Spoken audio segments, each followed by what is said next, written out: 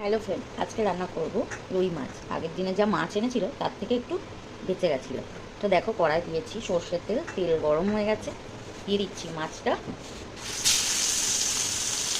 তো মাছটা ভাজা হয়ে গেছে, দিয়ে দিচ্ছি পটল আর আলু।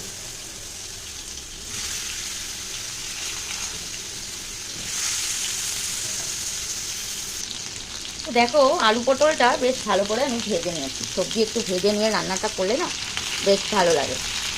বিশেষ করে পটলটা একটু ভালো করে ভাজলে আরও টেস্টি হয়। তো এবার আমি দিয়ে দেবো একটু মশলা। এর মধ্যে আছে আদা, জিরে, লঙ্কা, রসুন আর অল্প পেঁয়াজ। তো খুব বেশি মশলা দেবো না, আর এর মধ্যে পেঁয়াজ কুচিও দিইনি, অল্প একটু পেঁয়াজ আমি বেটে দিয়েছি। তো এবার মশলাটা কষিয়ে নেব, আর এর মধ্যে দেবো একটু নুন আর একটু হলুদ।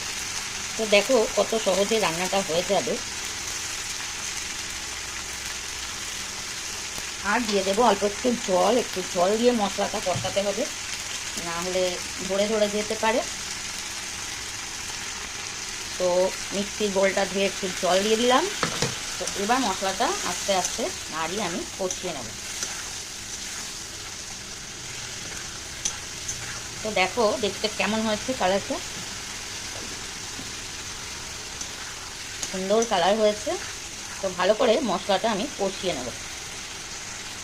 এই দেখো কালার তো ভালো হয়েইছে, কিন্তু তাও আমি একটু দিয়ে দিলাম কাশ্মীরি লঙ্কার গুঁড়ো।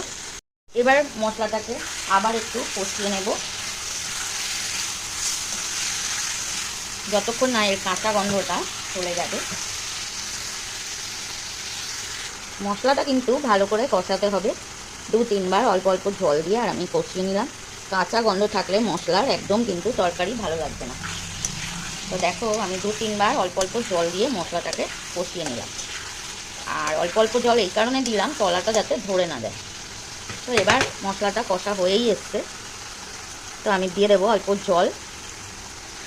আর দেখো মশলা কষতে কষতে আলু ভাজতে ভাজতে প্রায় সিদ্ধ হয়ে গেছে। এই দেখো সিদ্ধ হয়ে গেছে আলু, খুব বেশি জল দেওয়া লাগবে না। তো আমি অল্প জল দিয়ে দিচ্ছি। তো এবার দিয়ে দেবো মাছগুলো। খুব বেশি মাছ আজকে নেই, যা ছিল আজকে সেটাই রান্না করেছি। আর আমরা তো দুজন, হয়েই যাবে। তো ভিডিও যদি ভালো লাগে লাইক করবেন, শেয়ার করবেন, সাবস্ক্রাইব করবেন নতুন ভিডিও পাওয়ার জন্য। আর আমি কিন্তু সবসময় মাছটাকে ভালো করে ভেজে তবে রান্না করি, না হলে আমার ভালো লাগে না। তো দেখো মাছটা কেমন ভাজা হচ্ছে, দেখে বোঝাই যাচ্ছে মাছটা কিন্তু ভাজাই খাওয়া যেতে পারে। তো তোমরা কেমন রান্না করো আমাকে জানিও কমেন্টে। আর যদি আমার রান্নাটা ভালো লাগে সেটাও জানিও প্লিজ।